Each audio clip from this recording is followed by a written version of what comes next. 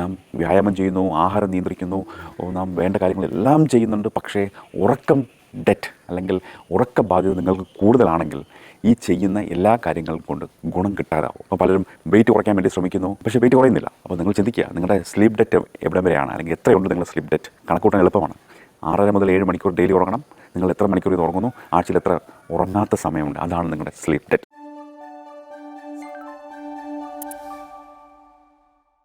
ഏവർക്കും നമസ്കാരം.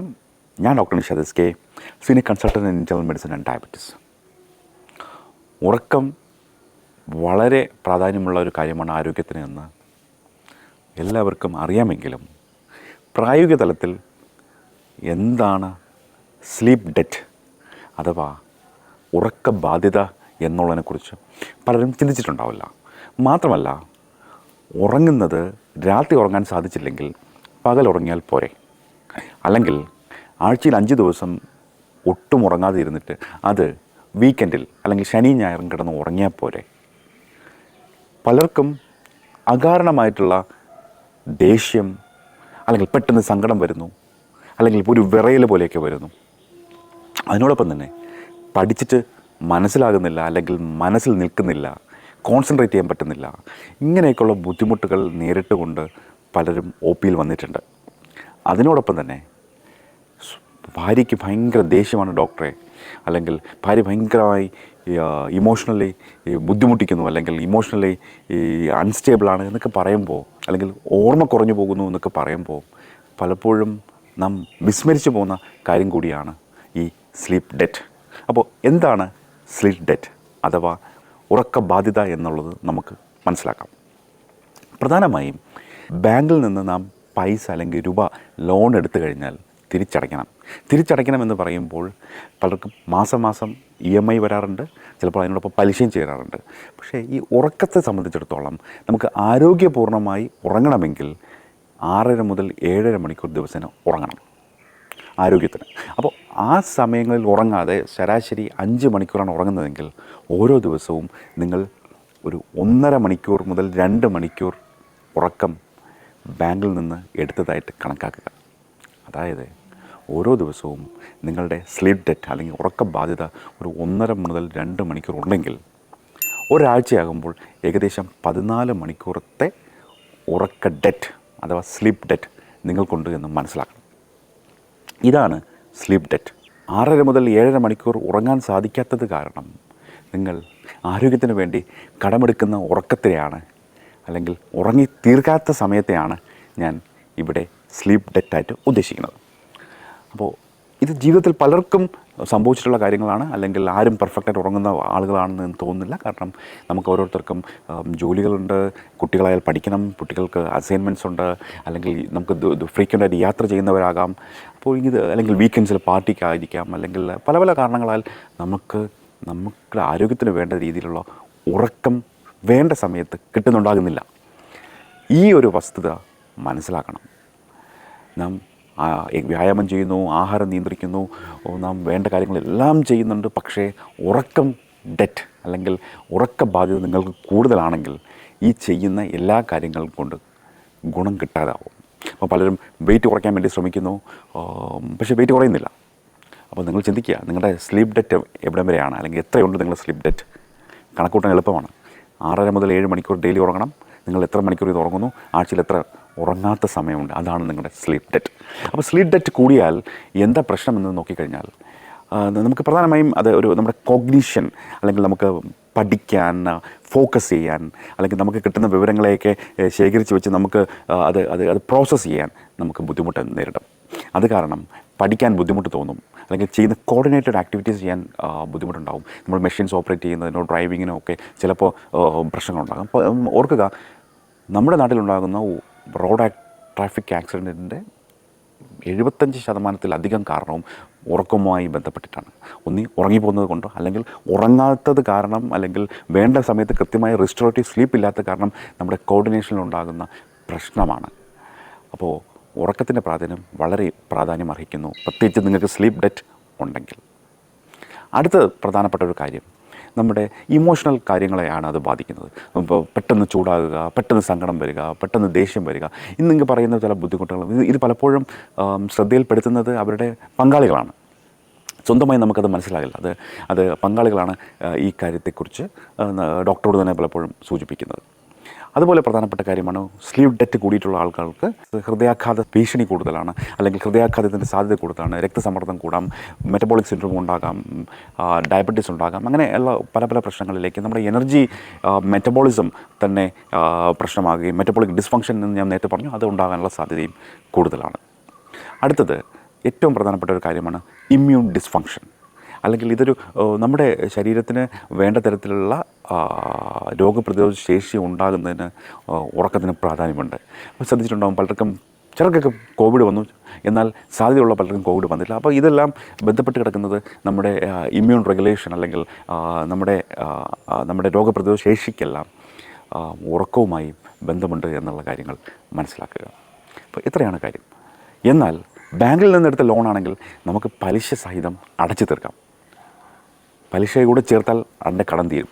എന്നാൽ സ്ലീപ്പ് ഡെറ്റ് അല്ലെങ്കിൽ ഉറക്ക ബാധ്യതയുടെ പ്രശ്നം എന്തെന്നാൽ നമുക്ക് പലിശ സഹിതം പിന്നെ ഉറങ്ങിയാൽ തീരത്തില്ല. അതായത് രാത്രി നാം എത്ര നേരം ഉറങ്ങണം, നമ്മുടെ ബോഡി റിസ്റ്റോറേറ്റീവായിട്ട് ഉറങ്ങണമെന്ന് തീരുമാനിക്കുന്ന അന്നത്തെ പകൽ സമയത്തെ നമ്മുടെ രീതികളാണ്. നാം എത്രത്തോളം കായികമായി അധ്വാനിച്ചു, നമ്മൾ എത്രത്തോളം മെൻ്റലി വർക്ക് ചെയ്തു, നമുക്ക് എത്രത്തോളം സ്ക്രീൻ ടൈം ഉണ്ടായി, നമ്മുടെ ബോഡി എത്രത്തോളം മെലറ്റോണിൻ പ്രൊഡ്യൂസ് ചെയ്തു, ഇങ്ങനെയുള്ള കാര്യങ്ങളെല്ലാം ബന്ധപ്പെട്ടാണ്, അല്ലെങ്കിൽ നമ്മുടെ ഹോർമോണൽ രീതിയിൽ എങ്ങനെയാണ് എന്നുള്ളത് മനസ്സിലാക്കിയിട്ടാണ് ഉറക്കം ഓരോ ദിവസത്തെയും അല്ലെങ്കിൽ ഓരോ രാത്രിയത്തെയും നമ്മുടെ ശരീരത്തിൽ സംഭവിക്കുന്നത്.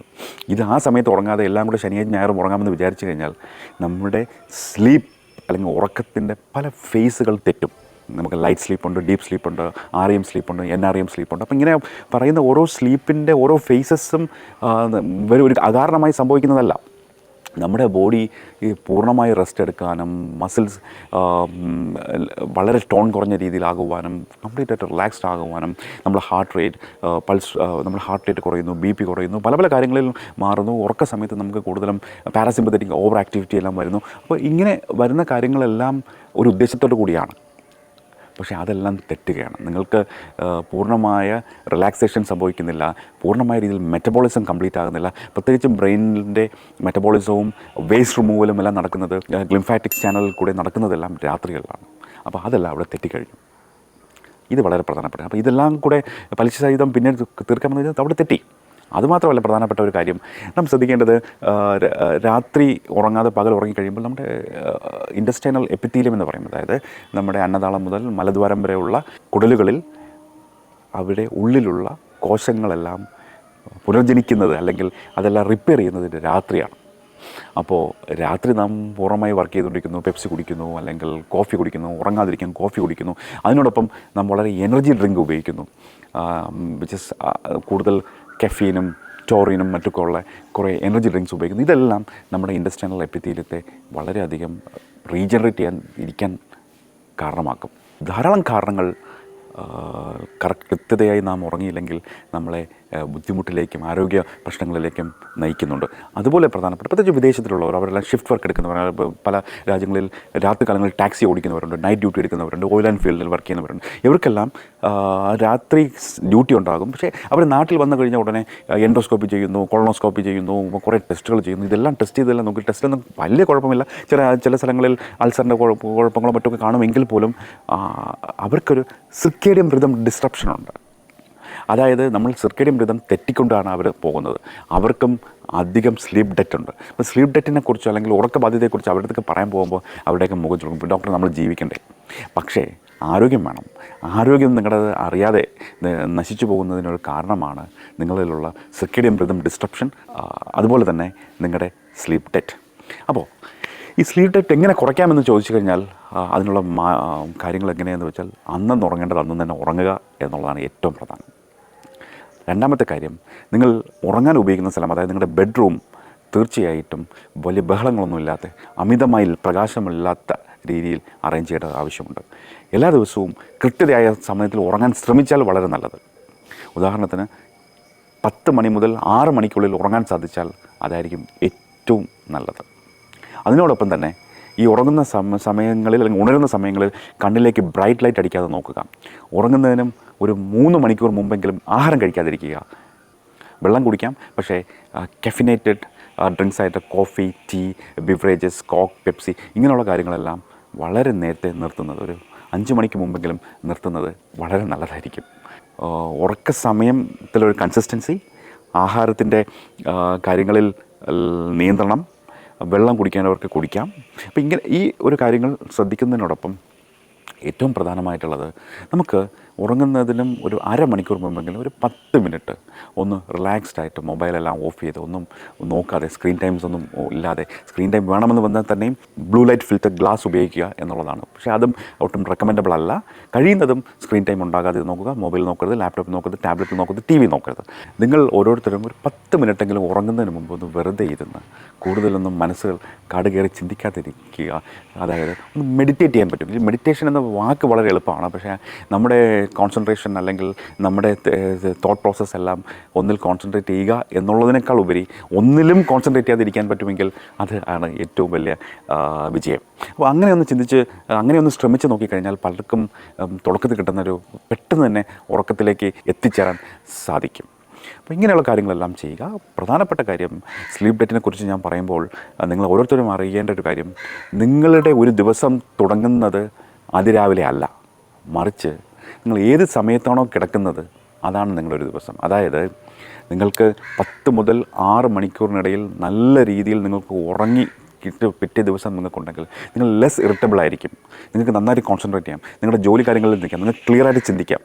എന്നാൽ നിങ്ങൾ 3 മണിക്ക് കിടന്നുറങ്ങി 8 മണിക്ക് റെഡിയായി വീണ്ടും ഓഫീസിലെത്തുന്ന നിങ്ങളാണെങ്കിൽ ഒരു പക്ഷേ നിങ്ങളുടെ അവസ്ഥ ഇതല്ല. അപ്പം നിങ്ങളുടെ ഒരു ദിവസം തുടങ്ങുന്നത് രാവിലെ നേരം വെളുക്കുമ്പോഴല്ല, നിങ്ങൾ ഉറങ്ങാൻ തുടങ്ങുമ്പോഴാണ്. കാരണം നിങ്ങളുടെ ഉറക്കം പോലെ ഇരിക്കും, നിങ്ങളുടെ സ്ലീപ്പ് ഡെറ്റ് ഇല്ലാതിരിക്കുന്നതനുസരിച്ചിട്ടാണ് നിങ്ങളുടെ നല്ലൊരു ദിവസം നിങ്ങൾക്കുണ്ടാകുന്നത്.